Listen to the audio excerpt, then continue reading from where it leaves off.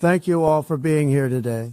You know, I stand before you to address something very important, something that many people don't want to talk about, but I'm going to talk about it because that's what I do. I speak the truth, even when it's difficult, even when it's complicated.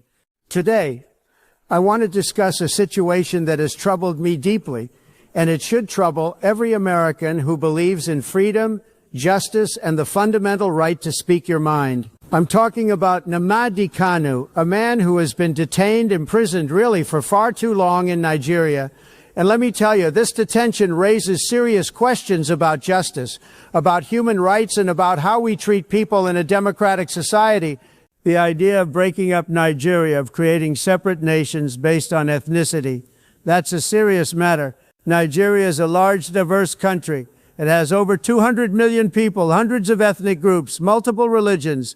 Keeping a country like that together is not easy. It requires compromise. It requires understanding. It requires real leadership. And I understand why the Nigerian government would be concerned about separatist movements. Any government would be. The idea of breaking up Nigeria, of creating separate nations based on ethnicity, that's a serious matter. Nigeria is a large, diverse country. It has over 200 million people, hundreds of ethnic groups, multiple religions. Keeping a country like that together is not easy. It requires compromise. It requires understanding. It requires real leadership. And I understand why the Nigerian government would be concerned about separatist movements.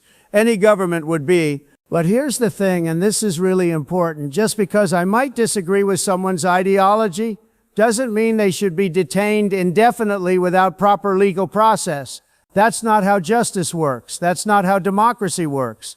In America, we have people with all kinds of crazy ideas. We have people who want to break up America, people who burn the flag, people who say outrageous things. And you know what? They have the right to say those things.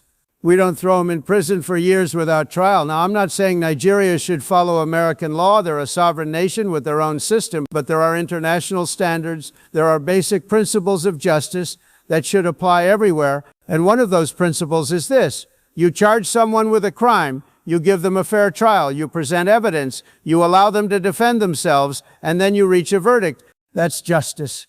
What's happening with Nnamdi Kanu? Years of detention, legal proceedings that seem to go nowhere. That doesn't look like justice to me. And let me say something else that people don't want to hear. We can't just play the victim game on one side. We can't just look at this situation and say, oh, Nnamdi Kanu is a victim. The Igbo people are victims. Everyone's against them. That's not the whole story. That's never the whole story.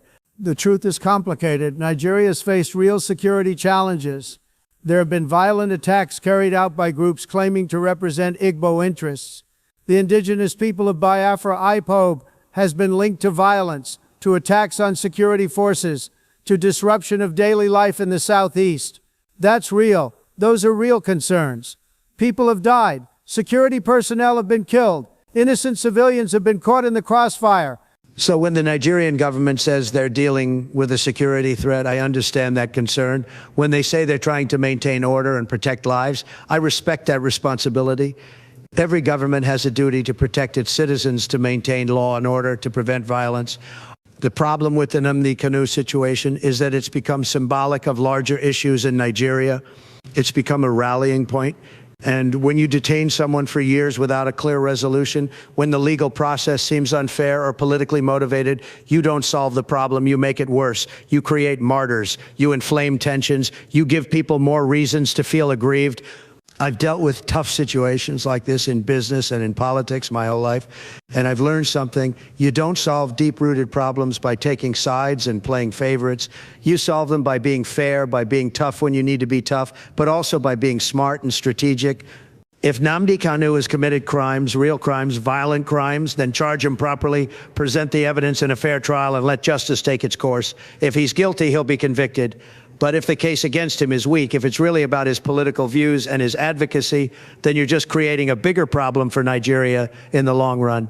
Now let's talk about the broader situation, because this isn't just about one man. This is about the state of Nigeria, about ethnic and religious tensions, about how nations deal with diversity and disagreement. Nigeria is facing serious challenges. We all know this. The country has faced horrific violence. And I want to be clear about this because I hear from Christian groups all the time, and they tell me about the persecution they face, and it's real. Christian communities in Nigeria have suffered terrible attacks. Churches have been burned, families have been killed. This is documented, this is factual, and it's absolutely unacceptable. And I know this is where I might lose some people, but I'm going to say it anyway because it's true. Christians aren't the only victims in Nigeria. Muslims have also been killed by terrorists. Muslims have also suffered from violence and instability. In the Middle Belt, you have conflicts between farmers and herders that have both religious and ethnic dimensions, and people on both sides have died. The Boko Haram terrorists and ISIS West Africa, they've killed more Muslims than anyone else. They've destroyed Muslim communities. They've attacked mosques. They've murdered Muslim leaders who oppose them. These terrorists don't represent Islam any more than the Ku Klux Klan represents Christianity. They're killers, they're extremists, and they've brought suffering to everyone. So when we talk about religious persecution in Nigeria, we need to be accurate, we need to be fair. Yes, Christians face serious threats in certain regions. Yes, the Nigerian government needs to do much more to protect them. But we can't turn this into a simple narrative where one group is all victims and another group is all perpetrators. Reality is more complex than that, and this is where leadership really matters. Real leadership means protecting everyone. Real leadership means not playing ethnic or religious politics. Real leadership means building a country where Igbo, Yoruba, Hausa, Christian, Muslim, everyone can live together safely and prosperously. Recently, there was a successful military operation against Islamic terrorists in Nigeria. And you know what? That's fantastic. That's something we should all support. When terrorists are eliminated, when their networks are disrupted, when their ability to kill innocent people is reduced, that's a win for everyone. That's a win for Christians, for Muslims, for all Nigerians. These terrorists, Boko Haram, ISIS West Africa, and all the rest, they're the real enemy. They're the ones tearing Nigeria apart. They're the ones killing innocent people, kidnapping children, destroying communities. Fighting them should unite Nigerians, not divide them. But here's my concern. Sometimes governments use the fight against terrorism as cover for other actions. They label political opponents as terrorists. They use security concerns to justify crackdowns on legitimate dissent. And that's dangerous. That's not how you build a strong, stable country. Fighting terrorism effectively means targeting actual terrorists, people who commit acts of violence, who plot attacks, who kill innocent civilians. It doesn't mean silencing everyone who criticizes the government or advocates for political change, even if you disagree with their positions. Even if you disagree with his ideology, and I might disagree with parts of it too, justice still matters. Due process still matters. Second, regarding security and violence, protect all Nigerians. Protect Christians who are being attacked. Protect Muslims who are being attacked. Go after the real terrorists, the ones actually committing violence, and do it effectively, but don't use security as an excuse to violate human rights or persecute people for their political views. Third, regarding the separatist question, I understand the concerns about national unity. I get it. But you don't preserve unity by force alone. You preserve it by making people want to stay together.